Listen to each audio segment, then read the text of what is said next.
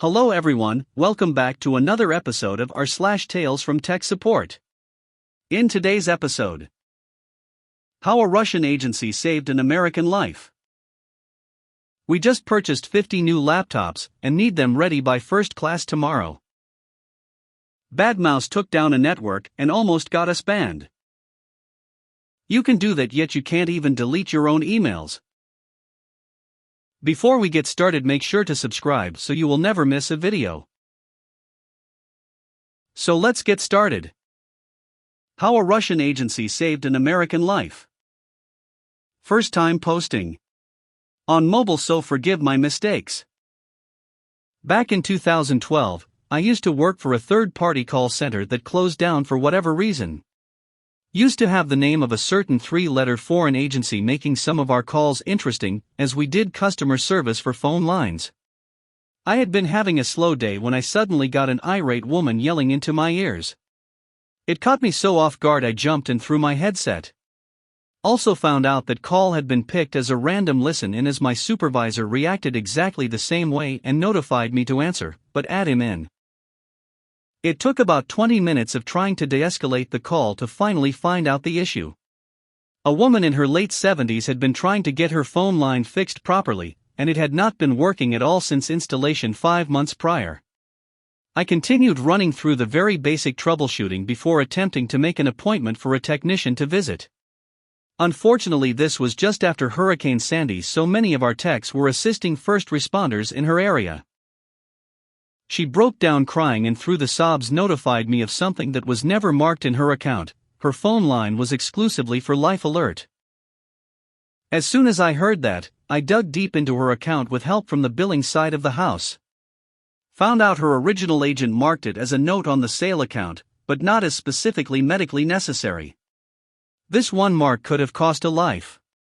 With the help of my supervisor, we updated her account and credited it for 2 months. She was happy to get money but preferred service that worked. Staying on the line with a tech supervisor in New York, we got an emergency tech to fully inspect the line at no cost to her, only to find out exactly what happened. The first tech connected her line to the wrong apartment. Once it was fixed and she was told, she cried again, this time happily. Fast forward 2 weeks later, got called into HR. Got told I was being put on a final alert for termination for taking too long with the call. My supervisor was told he was wrong to tell me to help, and I should have hung up as soon as she began yelling at me. I put in my 2 weeks notice on the spot. Final part, about 2 months after I quit, my old supervisor called me. Turns out not long after the line in that particular customer's home was fixed, she had a mild heart attack and fell, hitting her head. She was able to use her Life Alert before losing consciousness. She made a full recovery in the hospital. Her daughter had called in and asked to thank me if possible. It made me happy to know I helped make a difference, even a small one, in a stranger's life. Sorry if it ran long. Just popped in my head after reading. We just purchased 50 new laptops and need them ready by first class tomorrow. I do IT hardware support for a college. Coming in one morning, I hear my phone ding for a new email as I am pulling in off the freeway. I pull into the parking lot and pull out my phone to see the following email. Our department ordered 50 new laptops that just came in this morning. We need IT to install the latest Windows on them along with the following software, and a long list of software follows. These computers need to be ready to go by 10 a.m. tomorrow morning, so we can use them for the first class. I checked to see if this was forwarded by my boss or his boss. Nope, it was sent directly to me. No ticket, no purchase order information. I didn't even remember seeing an order for new laptops in any department come through the system in the last month. So I go to the office and show my boss, who reads the email and tells me that he never had a request for new laptops, so he has no idea what it is about. After a few minutes of trying to call the department with no answer, I agree to walk over and see what this was about. When I get to the department office, I finally track down someone who knows what is going on, and she leads me to one of the classrooms with a pile of boxes in the center of the room. My heart just sinks. There before me, a pile of new 7-inch Windows tablets with attaching keyboards sat. I pick one up and look over the specs. Low-end tablets, barely enough memory to run Windows 10, installed, but would never run Windows 7. We haven't upgraded the school yet, it was still a new OS, and is nowhere near able to run any of the software that they were requesting, as each unit had about 16 gigabytes of storage. Needless to say, I was a little scared about this. I asked her how these were even ordered through our system, and she tells me that they bypassed the system and ordered from a web company to get a better deal. I know that there was no reasoning with her, so I ask if I could take one down to the office to get a look at it, and she agrees with the stern comment of these need to be ready by tomorrow. Make sure it happens. Back at the office, I show off their new toy to the rest of the staff and my boss. None of them are happy. There is no way we can install any software on these, let alone connect them to our network so the students can log into them. My boss emails the department head asking why they didn't go through IT to get the computers, and she responds with the same answer I got earlier: they were cheaper this way. He lets her know that we couldn't fulfill the request, and that they would be better off returning the computers, and that we would work on getting them ones that would work with our network and software. Well, they can't do that because the website had a no-return policy. Not only that, but they hadn't used a purchase order for it, they used the department credit card. So now we are stuck with 50 Windows 10 tablets that the department can't really do anything with, and the department head is demanding answers as to why no one told her that we couldn't use those. For some reason they keep emailing me instead of talking to my boss, so I am getting the front end of the disaster here. We finally get to a workaround.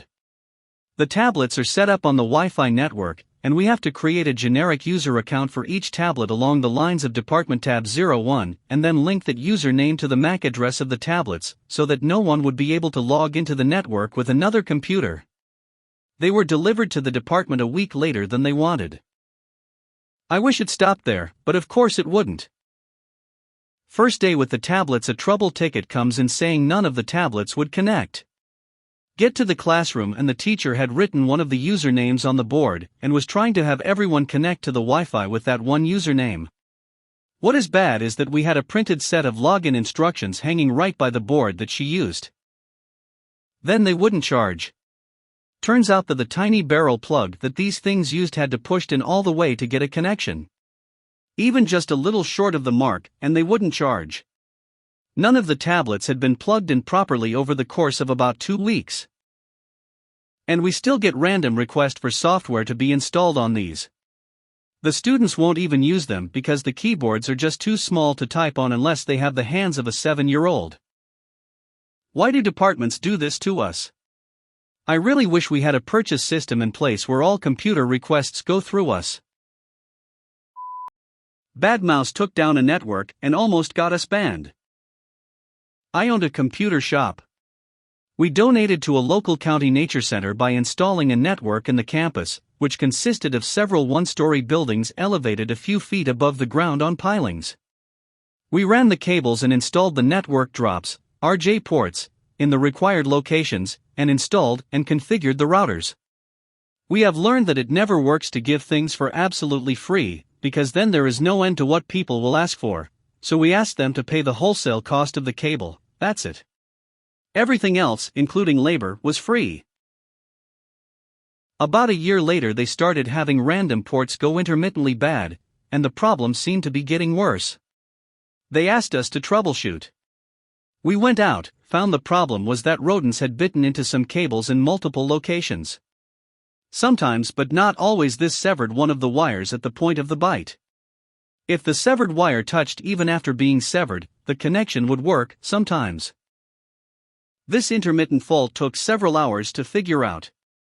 Since they had not actually bitten chunks out of the cables, just bitten into it, the cable appeared undamaged visually. The way we found the problem was to run a hand down the cable looking for a kink or something and feeling the little nick. Close examination showed the bite. Once we knew the problem, it required rewiring a few runs and telling them they had a bad mouse problem, get an exterminator. The diagnosis and repairs took 16 man-hours on site, 2 people, all day. For this we charged only for our actual cost of the replacement wire itself. About 30 days later, I get a call from the county accounts payable. AP, we have found conclusive evidence of fraudulent billing on invoice, the bill for the network diagnosis and repair, from your company. Since the amount is under $100, and this is the first instance of a problem from you, if you agree with the assessment and promise never to do this again, we will ban you from doing business with the county for 1 year. If you agree, we will send paperwork to that effect. Me? No way will I agree to that. This was a donation of our time, and we only charged for the wire, so it wasn't a freebie. We did nothing wrong. Why do you think we did? AP, we ran the diagnosis and bill by our IT department as a random check. They said there was no possible way your explanation of what was wrong and what you did to fix it could be true. You can dispute this, and we will have a hearing. But if we do this and it goes against you, you can be permanently banned from doing business, and may even face charges of fraud. Me, I want the hearing. At the hearing, before a county board of something or other. AP to IT guy. Look at this invoice. Do you remember us asking your opinion of this? What was that opinion?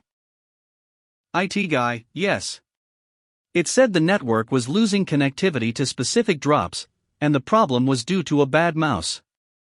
I said there was no way a bad mouse would have that effect, especially on other computers on other ports.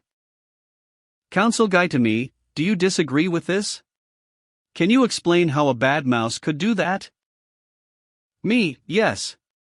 It bites the wires. IT guy, what? Me, look at the invoice. It does not say a computer had a defective mouse. It says there was a bad mouse problem. Rodents. Bit. The wires. We installed new wires. We donated our labor to do so, and provided the wire at cost. IT guy, that does make sense. AP, well, okay. We'll drop this one. But we're going to be watching you. You can do that, yet you can't even delete your own emails. LTLFTP plus hard to format on mobile. Okay, so I am by no means an IT, but the one who everyone in my family call when they need help. So I get a call from my grandpa, 89 years old, about a new Win 10 laptop he just got and he needs help setting it up. Now keep in mind he is the kind of person to blame the machinery if he clicks on the wrong thing, so I already knew this would not end in a phone call, so I drove to his place expecting to see it still in the box. That was not the case. When I arrive, I see him already in his desktop, after he somehow managed to install Windows correctly on his own accord and waiting for me while playing Minesweeper. As he greets me, he freaking Alt plus F4s to close the game, and then tells me he cannot connect to the internet. Not sure what happened in the week I wasn't there. I ask if he could show me the problem. He then opens CMD and pings his own cell phone, and then points at the 0 packets text to show me there is no connection. At this point I'd probably look less surprised if I see an alien invasion. So after showing him that you need to enter the password to connect to his home Wi-Fi, he then asks me how to see his email account again. Still completely stunned, I show him how to access his Outlook account, and how to delete some messages. And the craziest part, when I asked him how did he know about CMD, his answer was, I learned it from Grandma. If you made it to the end of the video, thanks for watching. Don't forget to like, subscribe and share, and we will see you in the next video.